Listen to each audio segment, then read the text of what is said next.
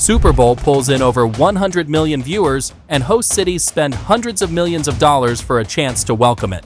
But for some stadiums, the dream of hosting is a permanent nightmare.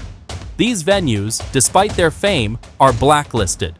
From fields that turn into swamps to noise levels louder than a jet engine, their technical flaws and city shortcomings have sealed their fate. Why are these engineering marvels forever off the Super Bowl list? Let's find out. FirstEnergy Stadium. Our journey into the NFL's forbidden zones begins in Cleveland, where a stadium designed for football battles and unstoppable force of nature. FirstEnergy Stadium, now known as Huntington Bank Field, was completed in August 1999, making sure Cleveland would keep its NFL team. This stadium has about 67,895 seats. It also boasts 8,754 club seats and 2,700 seats in 143 luxury suites, which can hold groups of 10 to 40 guests. Being so close to Lake Erie makes this stadium a prime target for brutal lake-effect snowstorms. These are not light dustings of snow. These storms can dump multiple feet of snow in just hours, turning the playing field into an icy, unplayable disaster. Yard markers vanish under the blinding whiteout, passes get lost, and players struggle to stay on their feet. For example, on December 24, 2022, a game against the Saints had a kickoff temperature of negative 14.4 degrees Celsius, with a wind chill that made it feel like negative 26.7 degrees Celsius. The field was frozen and covered in snow and ice, creating a truly brutal environment for players. This shows how even the best stadium technology can be overwhelmed by extreme weather. The NFL simply cannot risk its biggest game being ruined by such conditions. The stadium uses a natural Kentucky bluegrass field, which is watered regularly. Beneath the surface, there is a sand soil root zone and an advanced underground heating system. This system includes 9 boilers and 64 kilometers of underground piping, designed to keep the root zone at a constant 15 to 18 degrees Celsius. Despite this impressive engineering to keep the grass healthy, massive snowfalls can still overpower the system, making the field unplayable. The sheer volume of snow and ice can prevent the heating from reaching the surface effectively, turning the playing area into a frozen, slippery mess. Beyond the field, Cleveland struggles with the sheer scale of a Super Bowl. The NFL demands a host city have at least 70,000 seats in the stadium and 35% of that capacity in high-end hotel rooms within an hour's drive. For FirstEnergy Stadium's capacity of 67,895, this means needing roughly 23,763 hotel rooms. The greater Cleveland area, even with Akron and Canton included, has about 23,500 to 30,000 rooms. While this might seem to meet the minimum number the NFL looks for. Luxury accommodations and extensive convention space, which Cleveland lacks. The city's transportation system, though improving with plans for a multimodal center, also poses challenges for moving the massive crowds a Super Bowl attracts, adding another layer of logistical complexity. Acrisure Stadium. Moving from the icy chaos of Cleveland, we now turn to Pittsburgh, where a different kind of natural element, the wind, and a persistent problem with the playing surface have kept the Super Bowl away. Acrisure Stadium, formerly Heinz Field, is famous for its open end zone facing the Allegheny River.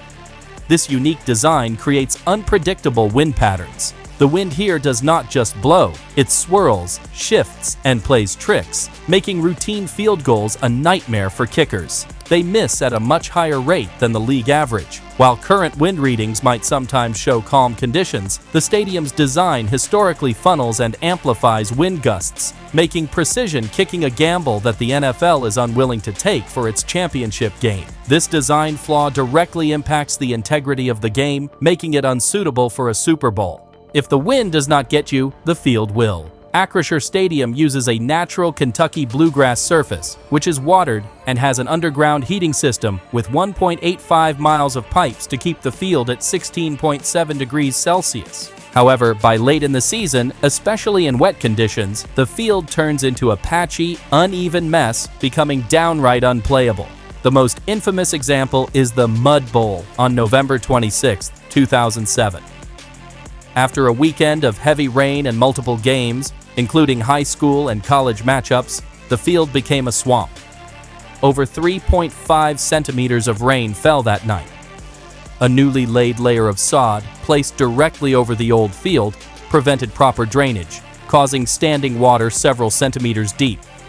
Players slipped constantly, lines on the field washed out, and a punt literally stuck in the mud upon landing. This game, a 3-0 Steelers victory, was the lowest scoring Monday Night Football game ever. The problem was not just the rain, but the stadium's operational choices. Playing multiple games on the field so close together, combined with improper sod layering, overwhelmed the drainage system, showing a critical flaw in field management that the NFL cannot tolerate for its biggest event.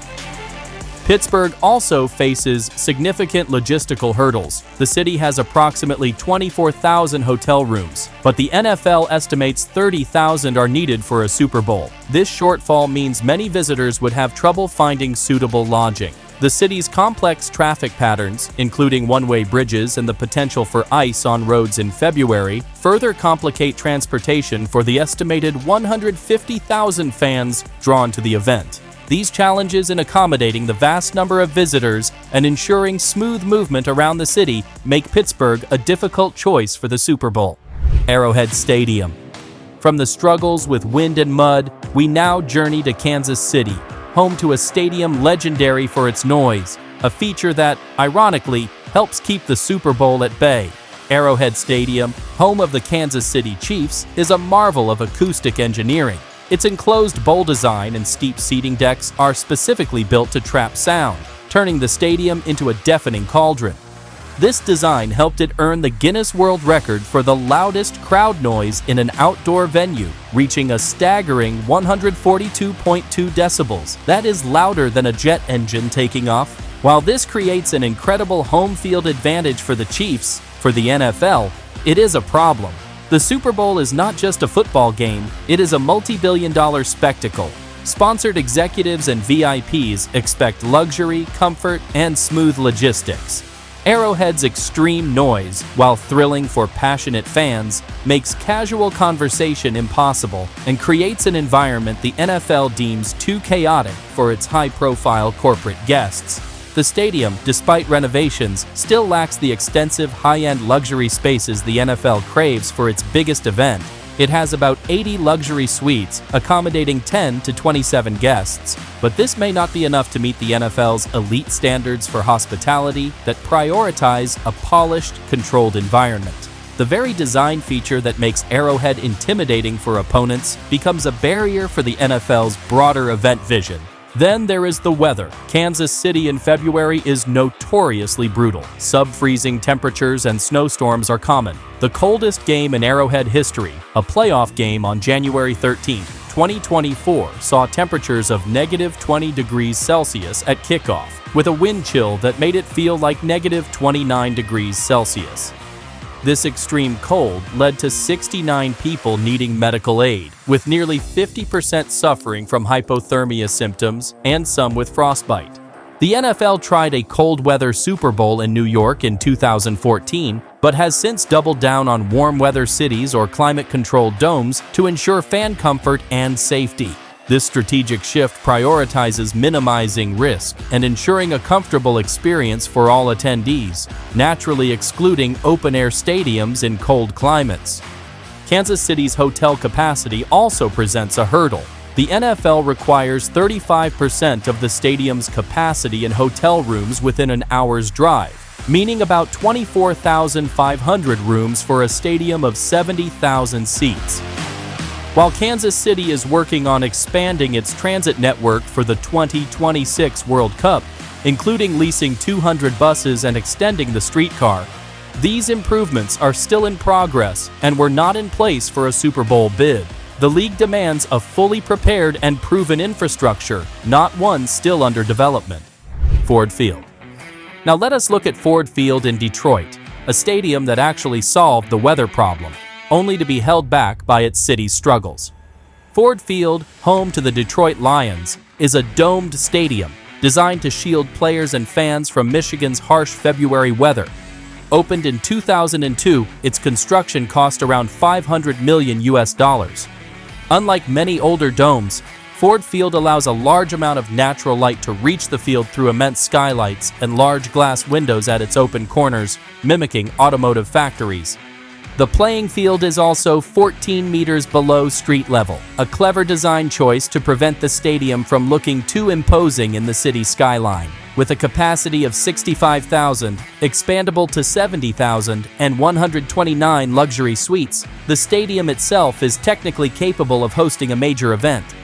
Ford Field hosted Super Bowl 40 in 2006. While the stadium kept everyone warm and dry, stepping outside revealed the real issues.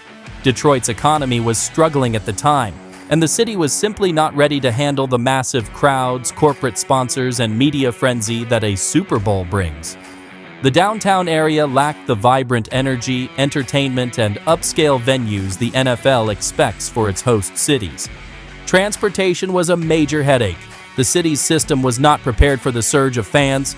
Long shuttle waits, gridlocked streets, and a severe shortage of hotel rooms turned travel into a nightmare. Many visitors had to stay miles away, making the experience frustrating. The NFL requires host cities to have hotels equal to 35% of the stadium's capacity within an hour's drive, meaning about 22,750 rooms for Ford Field.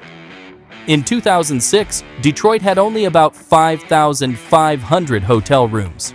This massive shortfall, coupled with insufficient entertainment options outside the stadium, made Detroit feel underwhelming compared to other Super Bowl hotspots. EverBank Stadium, we arrive at Jacksonville, where a unique solution to a common problem turned into a widely remembered logistical disaster.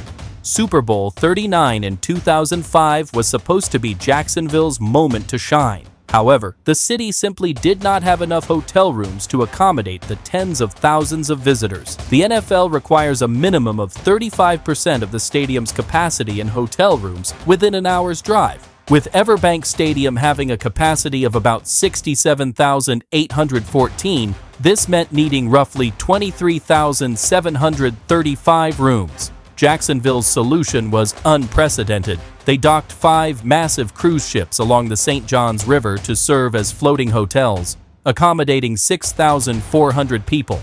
In theory, this sounded creative and resourceful. In reality, it was a disaster.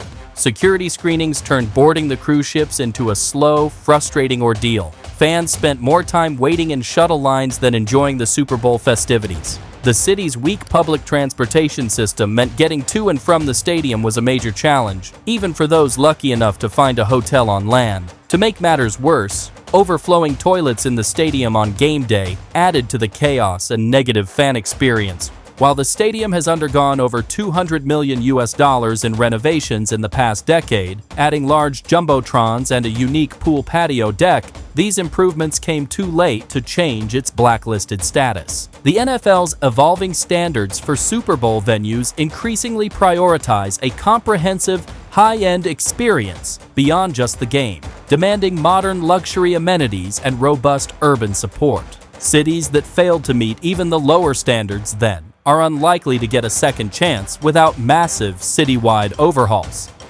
Do you think any of these stadiums with modern upgrades deserve another shot at hosting the biggest game in American sports? Let us know in the comments below.